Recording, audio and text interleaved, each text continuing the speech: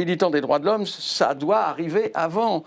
Il faut prévenir et pas guérir. Évidemment, quand on arrive à la fin des combats ou à la fin des massacres, on peut toujours se féliciter de faire quelque chose. Ce n'est pas ce que voulait Kofi.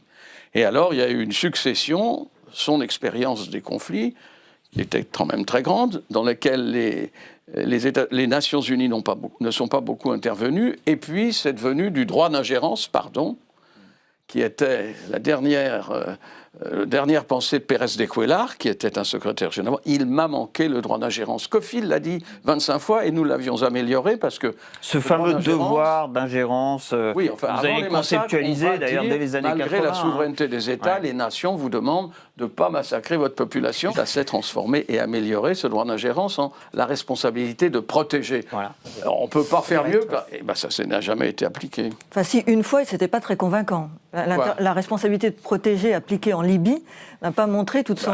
elle a plutôt montré les effets néfastes qu'elle pouvait avoir. C'est la seule intervention internationale décidée sur le fondement de la responsabilité de protéger. Oui, on peut dire ça pour Benghazi. Mais après, nous ne sommes pas restés. Et ce n'était pas l'ONU. C'était deux pays. C'était l'Angleterre et la France. Ce n'était pas l'application de ce qu'on pensait de la responsabilité de protéger. C'est la seule intervention sur ce fondement. Et à mon avis, ça prouve tous les effets pervers du devoir d'un... Si, c'est un mandat, bien sûr que si. Mais non. En 2011, en Libye, il y a une intervention de l'Alliance Atlantique sur mandat de l'ONU sur le fondement de la responsabilité de protéger. Tiré par les cheveux après, mais l'intervention, c'était l'Angleterre, la France et les États-Unis qui ravitaillaient les avions.